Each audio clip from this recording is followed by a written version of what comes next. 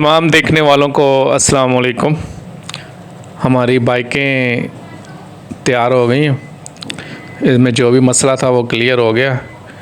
तो अब हम कहाँ पर खड़े हैं और कहाँ जाना है आए देखते हैं। अब इस टाइम चिलास में हूँ मैं। चिलास गिलगित बल्तिस्तान में वाक़ है। ये दियामर डिवीज़न में वाक़ है। इसके पहाड़ बहुत ही खुशक हैं और यहाँ पर गर्मियों में शदीद गर्मी और सर्दियों में खुशक सर्दी पड़ती है और इसका औसत दर्जा हरारत 28 डिग्री सेंटीग्रेड होता है। सर्दियों में 6 डिग्री सेंटीग्रेड तक जाता है। तो इसकी ऊंचाई 4100 फुट है और यहाँ पर फलदार दरख्त बहुत ज़्यादा होते हैं। तो कहते हैं कि जिस तरह के पहाड़ है इसी तरह के यहाँ पर लोग बसते हैं। तो देखते हैं, आज सुबह सुबह मैं उठा हूँ, ये होटल है, ये रात को लिया था तो नींद ही इतनी आई कि समझ ही नहीं आई सुबह कब हो गई। अब हम चिल्लास से अस्तौर की तरफ रवानगी है हमारी। तो करते करते सुबह के 8 बज गए। तो आप मेरे पीछे पहाड़ देख रहे हैं, बड़े खुशक पहाड़ हैं। और चिल्लास ये लारियट है, नीचे आपको मुसाफिर भी नज़र आ रहे होंगे खड़े। चिल्लास के लारी अड्डे में हर किस्म की बस रुकती है, तो आप इधर से जहां मर्ज़ी जाना चाहें जा सकते हैं। लेकिन सारी टाइम वाली गाड़ियां, उसके टाइम के लिए फिर आपको राब्ता करना पड़ेगा। तो मैंने आपको जो लारी अड्डे में एक पीले कलर की गाड़ी नज़र आ रही थी, वो अस्तौर जाती है रावलपिंडी से, तो वो भी हमारे आगे आगे ही रही है सारा सफ़र, वो आप देखिएगा। तो चलें, हम तो निकल पड़े हैं। चिल्लास का पुराना नाम चिलटास था। तो कहते हैं कि यहाँ पर एक इलाका है थलपान, जो कि चट्टानों के फ़न के बारे में बहुत बड़ा ज़ख़ीरा रखता है। पाकिस्तान जर्मन आर्कियोलॉजिस्ट मिशन ने इसके बारे में 6 जिल्दों पर एक किताब शाया की है और उन्होंने कहा है कि उनका सुराग जो है ये यूनानी बुद्ध मत के कदीम दौर से है। यानी माहिरीन जो हैं ये चिल्लास को बुद्ध मत की पनाहगाह कहते हैं।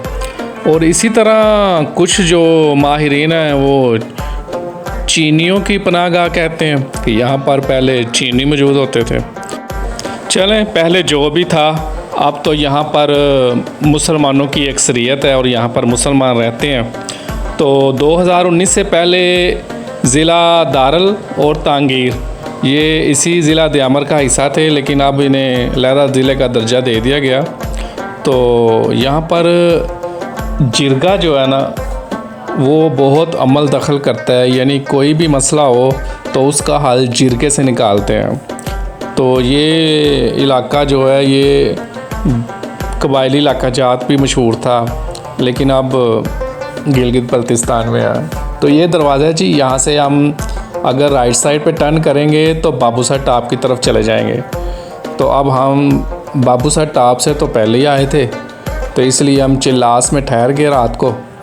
तो अब हमने वो दरवाज़ा क्रॉस कर लिया, अब हम जा रहे हैं अस्तौर की तरफ। तो आज मैं आपको सिर्फ तत्ता पानी तक दिखाऊंगा। ले जी, अब हमें दरिया भी नज़र आना शुरू हो गया। आओ मैं इस दरिया का भी थोड़ा सा तारुफ करवा ही दूँ। तो ये दरिया के बड़े ही नाम हैं, बादशाह दरिया, अब्बासीन दरिया, शेर दरिया, मर्द दरिया और सिंध दरिया। यानी ये दुनिया का वाहिद दरिया है जो 3 अजीम माउंटेन रेंज जो कि हिमालय, कराकरम और हिंदुकुश को काट कर अपना रास्ता बनाता हुआ समंदर तक जाता है। ये दरिया 45 मिलियन साल पहले भी अपना वजूद रखता था, जब इस धरती और ये 3 अजीम माउंटेन रेंज नहीं थी।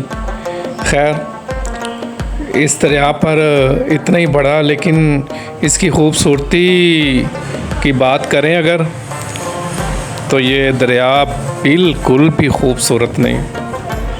मैं कहता हूँ ये दरिया और इसका पानी एक चिंगाड़ है। इसके पानी में एक दहशत है और इसके पानी में एक हैबत है। जैसे एक मगरूर बादशाह अपनी राया यानी पहाड़, पत्थर और दरख्तों के बीच अपनी मुकम्मल वजाहत से चल रहा हो। और ये चलता कहाँ है, ये तो हर चीज़ को अपने साथ ले जाता है। इस दरिया में सारे दरिया पाकिस्तान के जितने भी हैं सब आकर मिलते हैं। ये देखें, पहाड़ तो खुश्क नज़र आ रहे हैं लेकिन इनकी खुश्की में भी खूबसूरती है। और ऊपर से शाहराए कराकरम साथ हो तो फिर मज़ा हुआ, सफ़र का दुबाला हो जाता है। तो हम तो फुल स्पीड से जा रहे हैं। ऐसे इलाके में सफ़र वैसे तेज़ी से ही कर लेना चाहिए। कि ये देख रहे हैं पहाड़ों पर ये जितने भी पत्थर नीचे आए हैं ये सारे लैंडस्लाइडिंग होकर आए हैं और पड़े ऐसे हुए हैं जैसे फ़ौज हो किसी मुल्क की। ये देखिए कि अलग-अलग पत्थर नज़र आ रहा है और इतने इतने बड़े पत्थर हैं कि खौफ आता था। ये इलाका लैंडस्लाइडिंग की वजह से बहुत मशहूर है, इसलिए इस इलाके में एक तो रात को सफ़र नहीं करना चाहिए और दूसरा बारिश के दिनों में सफ़र नहीं करना चाहिए, क्योंकि ये इलाका कोई 2 हफ्ते बाद बंद होता ही होता है। तो इसलिए मैं तो आपको यही मशवरा दूंगा कि आप इस इलाके में जब भी गुज़रें तो आप फजर की नमाज के फ़ौरन बाद अपना सफ़र शुरू करें। एक तो यहाँ पर गर्मी इतनी शदीद है कि इतनी तो पंजाब में भी नहीं पड़ती होगी। सही कह रहा हूँ मैं, कसम से हमारी तो जिल्द जो है ना वो ऐसे जैसे सड़ नहीं गई वो हाल हुआ था, यानी जल गई थी हमारी जिल्द तो। हालांकि मैंने तो हेलमेट भी पहना हुआ था। इसलिए यहाँ पर सफ़र करते हुए एक और चीज़ होती है, वो ये कि यहाँ की मिट्टी जो है वो उड़ती है, इतनी बारीक है जैसे पाउडर नहीं होता। और जब भी यहाँ पर हवाएं चलती हैं, बल्कि चलती रहती हैं हवाएं, तो वो मिट्टी उड़ती रहती है। और अगर आप बाइक पर हैं तो फिर तो तौबा तौबा, फिर तो कुदरती मेकअप हो जाएगा आपका। और इस इलाके में एक तो जिल्द जो है वो सड़ जानी है और दूसरा मेकअप भी हो जाना ऊपर से। और वो मेकअप भी इतना पक्का होता है कि मुंह धोए तो उतर जाता है ना, ये मुंह धोने से भी नहीं उतरना, क्योंकि पानी आगे से ठंडा मिलना है और वो पक्का काम होता जाता है, वो जमता जाता है। हाँ, अगर गर्म पानी मिले तो फिर कुछ हो सकता है, जिल्द जो ना वो थोड़ी सी बच जाती है। सफ़र में इसी चीज़ का तो मज़ा होता है कि हर इलाके की मुश्किलात मुख्तलिफ़ होती हैं। हम पीछे बाबूसर टॉप से होकर आए, वहाँ पर इतनी सर्दी थी और इतनी चढ़ाई, लेकिन अब चढ़ाई तो ख़त्म हो गई है, सीधा सीधा ही रास्ता है। KKH है, दुनिया का 8वां अजूबा है जनाब, इस रोड को कहते हैं। अजूबे को देखने को दिल तो करता है ना इंसान का। ये जो ब्रिज नज़र आ रहा है आपको, ये एक और नया ब्रिज बनाया गया है सिर्फ इस इलाके को कवर करने के लिए, क्योंकि ये CPEC का मंसूबा है। और ये रोड मैंने आपको पहले भी बताया था कि हफ्ते 2 हफ्ते बाद बंद होता ही होता है। एक इधर से तत्ता पानी वाली जगह से और दूसरा रायकोट के पास से, वो भी हम आगे आके दिखाएंगे आपको।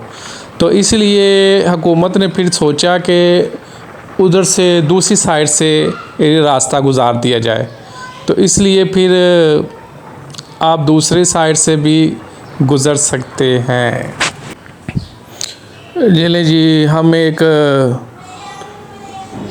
चश्मे से गुज़र रहे हैं, तो यहाँ पर जितनी भी वाटरफॉल्स आती हैं ना, उन सब का पानी साफ़ कोई नहीं, गंदा ही है।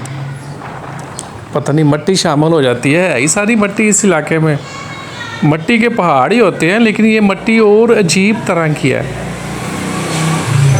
इस मिट्टी को जब आप आएंगे ना तो खुद मुशाहिदा करेंगे तो फिर ही आपको पता चलेगा कि वाकई जो मैं कह रहा हूँ उसमें कितनी सच्चाई है और किस तरह की वो मिट्टी है।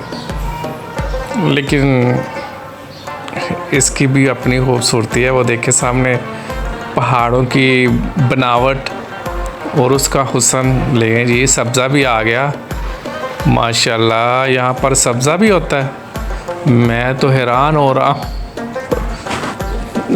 मुझे तो चिलास में कहीं पे भी सब्ज़ा नज़र नहीं आया, इस जगह पे नज़र आया। अब वैसे फेरी मेडोज़ में सब्ज़ा बहुत ज़्यादा होता है, वो भी इसी इलाके में है।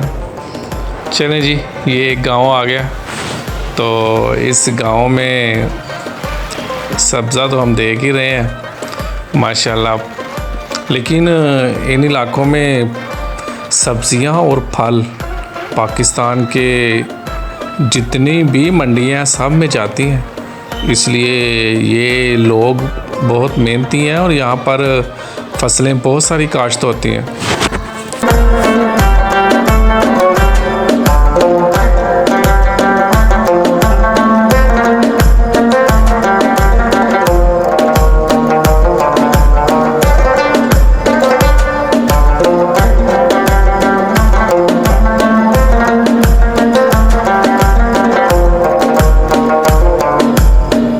ले जी, तत्ता पानी का इलाका भी आ गया। ये देखें लैंडस्लाइडिंग वो ताज़ा अभी हुई थी, तो हम जब आए थे तो रास्ता खुला था।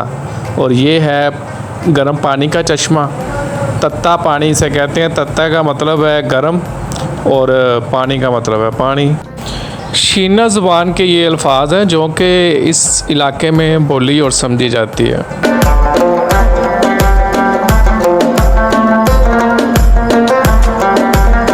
ये जो मेरे पीछे आप बस देख रहे हैं, ये रावलपिंडी से उस्तौर जाती है।